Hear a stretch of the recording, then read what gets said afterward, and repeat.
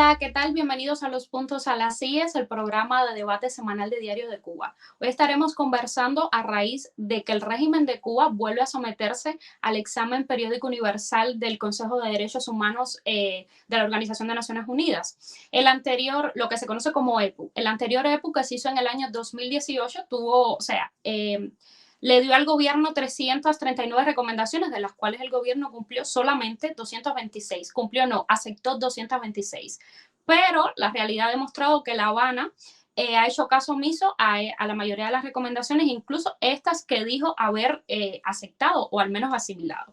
Este miércoles 30 de agosto, representantes de la sociedad civil independiente cubana y de organizaciones internacionales que velan por los derechos humanos en América Latina y el Caribe se reunieron en Ginebra, Suiza, para denunciar las constantes violaciones de derechos humanos que ocurren en la isla.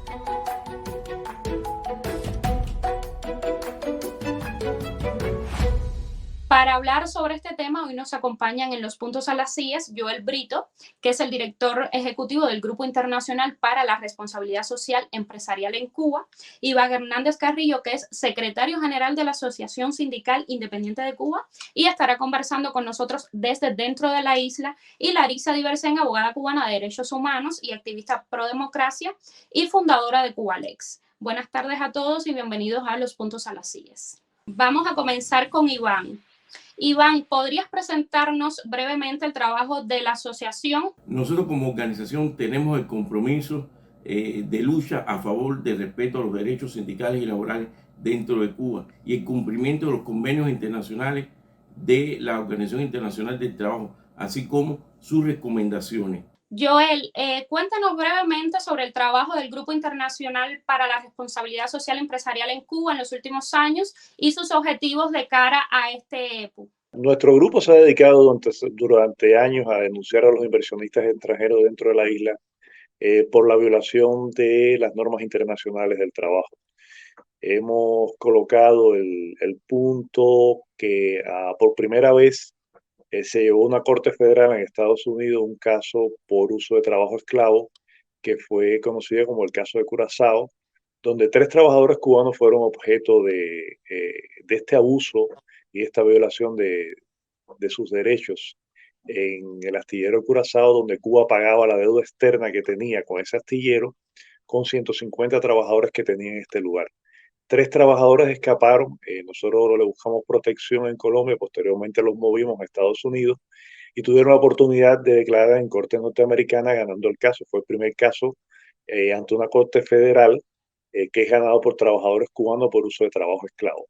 El Grupo Internacional se ha dedicado durante todos estos años a colaborar con el movimiento sindical independiente dentro de la isla. Yo provengo del sector gubernamental de la Central de Trabajadores de Cuba, donde eh, fui miembro de su secretariado, atendiendo fundamentalmente temas relacionados con la Organización Internacional del Trabajo, y después que deserté hace 26 años me he dedicado fundamentalmente al proyecto laboral y sindical dentro de la isla, a apoyarlos y a contribuir junto con Iván y el resto de los activistas sindicales dentro de la isla a darle visibilidad al proyecto sindical en eventos internacionales, entre estos la Conferencia Internacional del Trabajo que se desarrolla de forma anual en Ginebra. Sobre este tema, sabemos que reiteradamente se han invitado a empresarios extranjeros a respetar los derechos laborales en los marcos legales que se establecen en los países. ¿Cómo han ido hasta ahora estas peticiones? ¿Qué respuesta han recibido? Mira, nosotros lo hemos escrito de forma directa a más de 145 empresas que tienen intereses económicos en la isla. Algunas de ellas te han respondido de que ellos en sus negociaciones con Cuba deben respetar las leyes nacionales.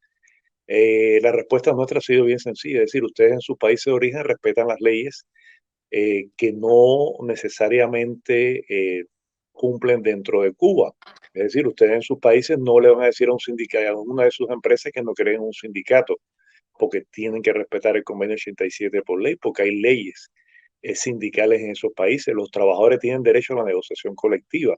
La negociación colectiva, en el caso de los inversionistas extranjeros en Cuba, se realiza entre las agencias empleadoras y el inversor extranjero. El trabajador no tiene ningún tipo de participación.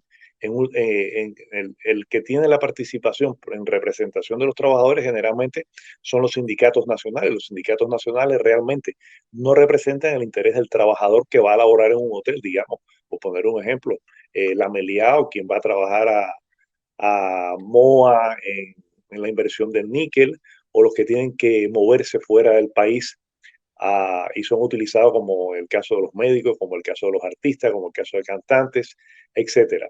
Entonces, realmente hay empresas que te han respondido, digamos, una importante empresa de la Unión Europea que nos respondió que iba a revisar su cartera de préstamos económicos a las empresas dentro de la isla, lo cual fue un paso de avance en este sentido.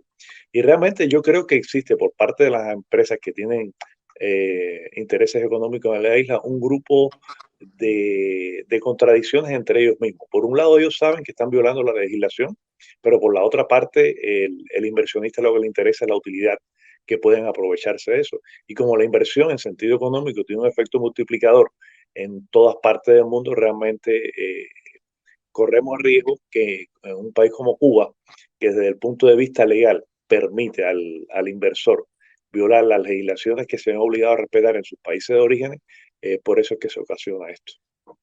Y lo otro es que la agencia empleadora normalmente retiene un % importante del salario por el cual le impone al trabajador pagarle entre un 5 o un 20%, dependiendo del sector, dependiendo del interés y dependiendo del cargo que tenga el trabajador en la inversión extranjera. Y en ese sentido, habló usted en su respuesta de los médicos, de la industria del níquel. ¿Qué otras profesiones podríamos mencionar que son muy vulnerables? Bueno, en el caso de la inversión extranjera va desde la educación, porque hay profesores en el exterior, hay entrenadores deportistas, hay casos de artistas, cantantes en diferentes partes del mundo. Cuba también comercializa desde ingeniero hasta servicios de IP, de computación, que yo no sabía que eso existía. Hasta eso lo están comercializando en el exterior. Vende también productos médicos. En Cuba no hay medicina, pero sin embargo sí se exporta medicina, sí se exporta al exterior y hacia América Latina cámaras hiperbáricas. Por ejemplo, en Costa Rica me encontré en un hospital que todas las cámaras hiperbáricas que había y el personal que estaba elaborando esas cámaras hiperbáricas era personal médico cubano. Entonces realmente para la población cubana no existe ese tipo de equipos médicos cuando van a un hospital. No existe ni una jeringuilla, no existe una aspirina, pero sin embargo para la exportación, para tratar de buscar recursos financieros para el régimen, para la represión de la oposición y del pueblo en general, sí existe ese tipo de inversión que realmente es inversión en muchos casos de alta tecnología. Larixa, según tu experiencia, ¿cómo se procesan las denuncias de violaciones de derechos humanos laborales en Cuba y tanto de parte del gobierno como de parte de los ciudadanos? En materia laboral, procesan por lo que la justicia laboral es que órganos se crean dentro de las propias instituciones o entidades donde trabajan los ciudadanos. Estos órganos no son ni independientes ni imparciales, generalmente están influenciados por la administración y la mayoría de las veces, por supuesto, le da razón o por lo menos complace los beneficios a la administración. En caso de que el trabajador esté inconforme con la decisión de este órgano de justicia laboral, puede recurrir al Tribunal de Justicia. Decir que en el sistema de justicia cubano, en materia laboral, es el que más falta de garantías del debido proceso existe. Primero porque el tribunal no le provee, no está obligado a garantizarle a los trabajadores un abogado que los asista en todo el proceso, o sea, para garantizarle la defensa durante este proceso. Son los trabajadores los que tienen que contratar a un abogado para que los defienda durante el tiempo que dura, la presentación de recursos que lleva. Por tanto, la mayoría de las veces los trabajadores presentan por sí mismos toda la documentación sin tener asistencia letrada que los acompañe, y esto puede ir en contra de su propia defensa.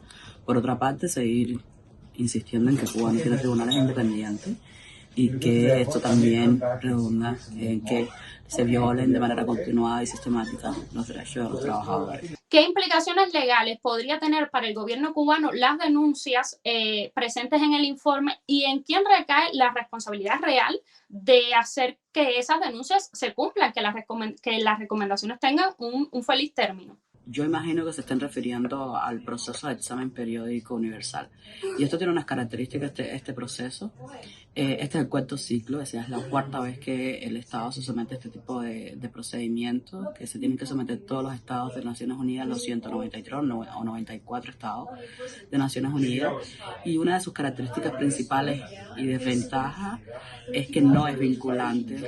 Los informes que salen del grupo de trabajo para el examen periódico universal no son vinculantes para los estados, más bien es un compromiso de mejorar en materia de derechos humanos. Como hemos visto, el Estado cubano ha recibido muchísimas recomendaciones, la mayoría que tienen que ver con libertad de expresión, asociación y defensores de derechos humanos no las acepta, por lo tanto no se compromete a cumplirla y insistir que esto no es un proceso vinculante, pero sí ayuda a la sociedad civil a poder hacer incidencia ante el Consejo de Derechos Humanos, porque esto es un mecanismo del Consejo de Derechos Humanos. Otro punto que también hay que aclarar acá es que acá fue una precesión, no fue la solución del examen. Los informes se presentaron hace muchos meses y solo las organizaciones que presentaron el informe podían solicitar participar en esta precesión, que es organizada por otra ONG, UPR.info, que está relacionada con los exámenes periódicos de todos los estados. Y es en este contexto en el que tiene la sociedad civil la oportunidad de aprovechar y dirigirse a las misiones permanentes para que estos incluyan nuestras preocupaciones en las recomendaciones que los estados hacen al Estado cubano durante el proceso de examen el examen periódico universal, que será en noviembre de 2023. Esto es una precesión que está concebida para las organizaciones puedan dirigirse, insisto, a las misiones permanentes, pero el proceso de examen del Estado cubano para el cuarto ciclo no será hasta noviembre de 2023. Entonces, para Iván, ¿cuáles serían los próximos pasos a seguir y qué perspectivas reales hay de que el gobierno de Cuba responda a estas denuncias? Sí, considero que el Comité de Libertad Sindical tiene la voluntad de que el régimen cubano garantice las libertades sindicales y laborales dentro de Cuba. En las últimas, y lo hemos visto en las últimas resoluciones que ha emitido este ente, donde le ha solicitado en sus recomendaciones al régimen cubano, primero, que deje de perseguir, hostigar y reprimir a los sindicalistas independientes, que nos garantice una personalidad jurídica y al mismo tiempo ha solicitado revisar las quejas que hemos presentado ante este organismo internacional. O sea, le ha solicitado al régimen cubano que revise las quejas que nosotros hemos presentado. Esto lo ha hecho básicamente, que ha sido aprobado las resoluciones en 4 ocasiones y ya en una 5ª ocasión el Consejo de Administración de la OIT se ha pronunciado del mismo modo, lo que significa que existe una verdadera voluntad de este organismo internacional para que el régimen cubano ponga en funcionamiento lo que ellos han estado solicitando. Gracias al apoyo y la solidaridad de muchas organizaciones sindicales en el mundo, fundamentalmente a la Alternativa Democrática Sindical de las Américas y de amigos sindicalistas en el mundo, hemos logrado introducir dentro del Comité de Libertad Sindical nuestras quejas, o en nuestro caso 3271. Del mismo modo, también hemos conseguido que el Consejo de Administración aprobara en el año pasado nuestra resolución. Esto significa mucho.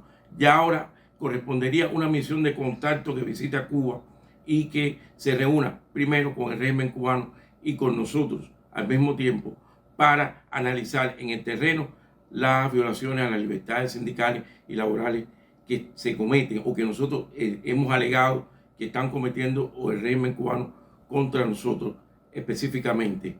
Ya en el pasado esto ocurrió y es lo que nosotros ponemos nuestra esperanza que el régimen de Nicolás Maduro en Venezuela el año pasado aceptó que una misión de contacto visitara Venezuela, se reuniera con ellos, con el régimen y con los sindicalistas que radican allí en ese país, y por lo menos se logró que en aquel entonces se liberaran algunos presos de sindicalistas que estaban en la cárcel, y también que el régimen bajara un poco la guardia en cuanto a represión y hostigamiento contra los sindicalistas en Venezuela. Nosotros en el caso de Cuba, teniendo en cuenta la arrogancia, la prepotencia del régimen cubano, lo ponemos en duda, pero consideramos que sería un importantísimo paso en lo adelante.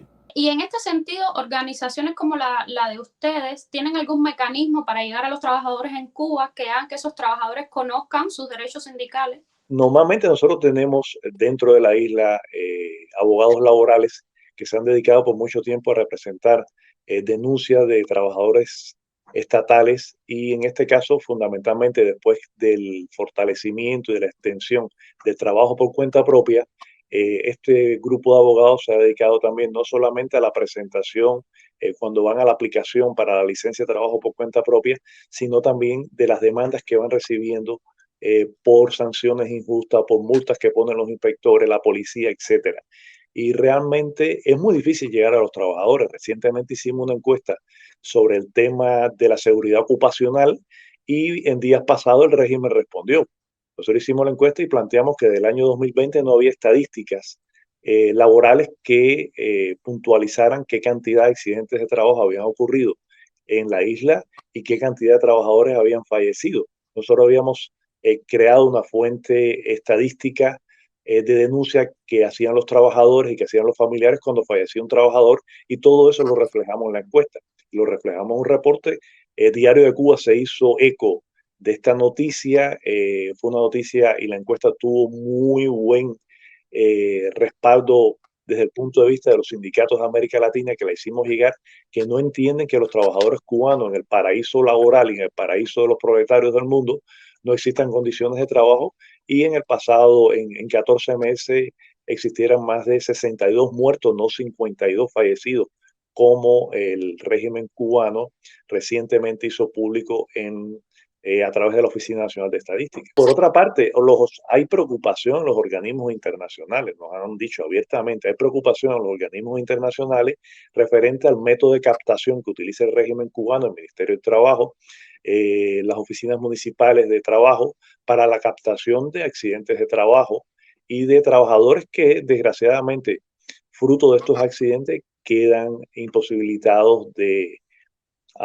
continuar trabajando. Y en Cuba no existe un sistema donde los trabajadores puedan demandar realmente a la empresa cuando tienes un accidente de trabajo. Te quedaste inválido, y esa persona que quede inválida, o que le falta un brazo, que le falta un pie, no tiene a dónde acudir, porque no hay un sistema de indemnización garantizado por parte del régimen cubano, que le garantiza al trabajador que si voy a estar los próximos 20 años sin poder laborar, mi familia y yo vamos a tener la capacidad de pagar la vivienda, yo voy a tener un subsidio que me garantice las medicinas, la silla de ruedas que se necesita, etcétera, etcétera. Eso no existe en Cuba. El trabajador cubano está en un total estado de indefensión, no puede demandar al régimen, no puede demandar a una empresa, y si trabaja en una empresa extranjera, lo más que puede hacer es que la agencia empleadora es la que en este caso asume la responsabilidad de ese accidente laboral, y realmente no es el inversor extranjero. Por eso es que el inversionista extranjero, volviendo al tema de la inversión extranjera, que era la primera pregunta que tú me hacías, el inversionista extranjero está feliz de invertir en Cuba. No tiene problemas laborales, no tiene huelga, no tiene que pagar indemnización a un trabajador cuando sufre accidentes de trabajo, no tiene que lidiar con ningún problema laboral.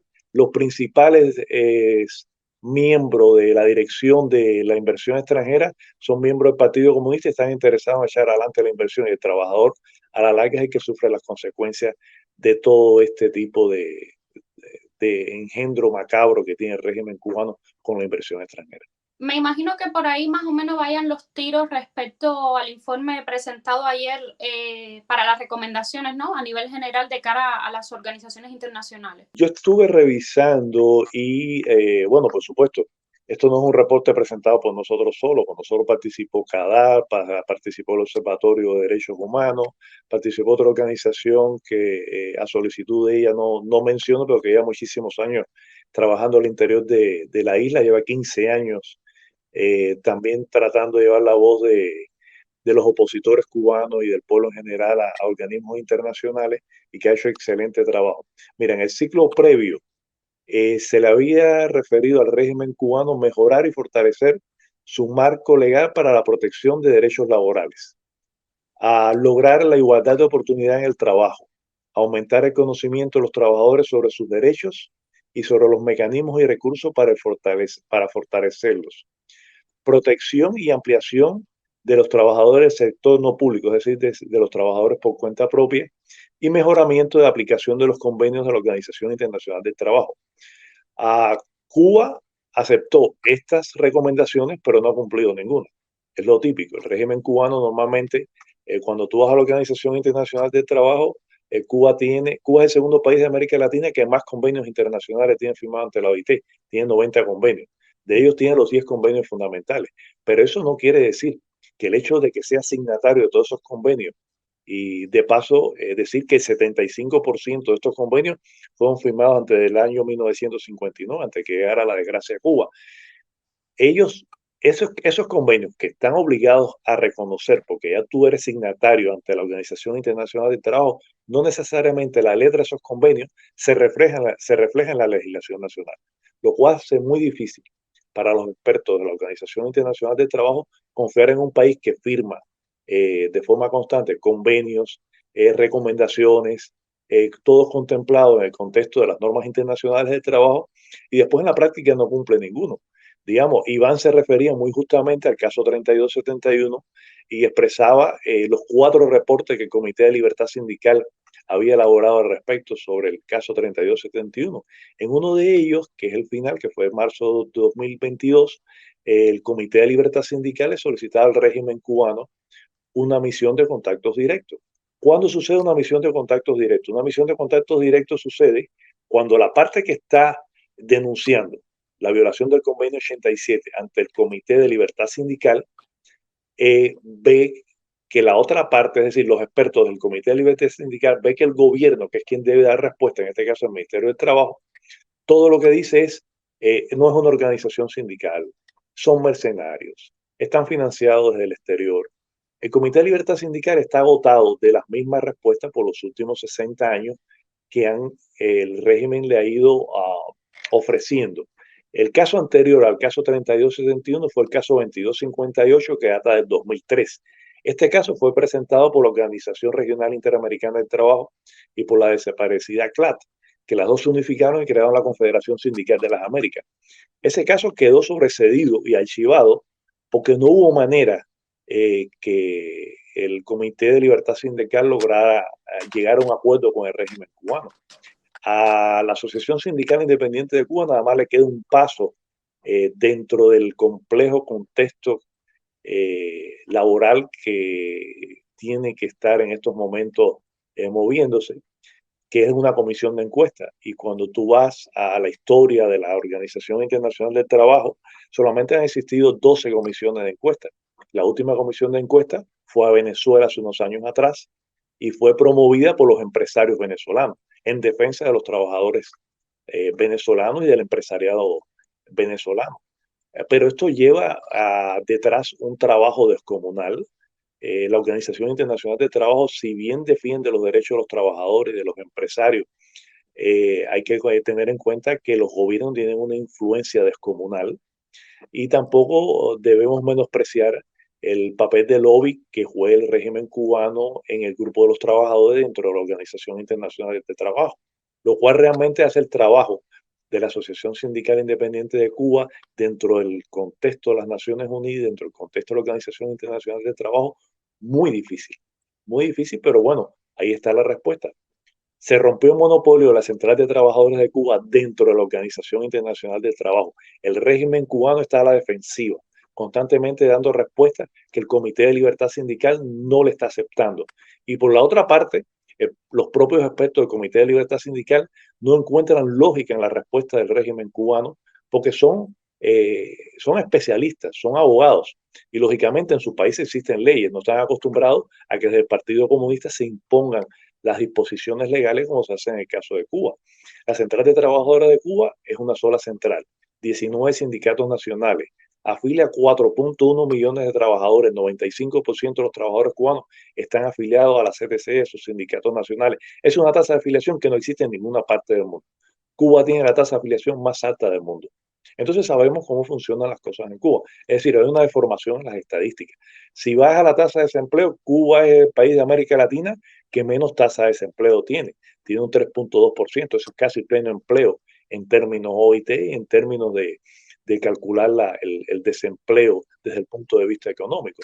Vas por la otra parte y salvo raras excepciones, que no le queda más remedio, son una potencia médica y no hay aspirina. Son una potencia educacional y todos los niños salen de la escuela con faltas de ortografía, no saben ni escribir, ni redactar, ni leer. Entonces, realmente es un fraude descomunal el régimen cubano. Muchísimas gracias a todos por haber participado en este debate de Diario de Cuba sobre los derechos sindicales en Cuba en el marco de la presentación del EPU. Muchísimas gracias, Iván, gracias, Larissa, y gracias, Joel Brito. Recuerden que pueden seguir leyendo el desarrollo de este tema en la web de Diario de Cuba.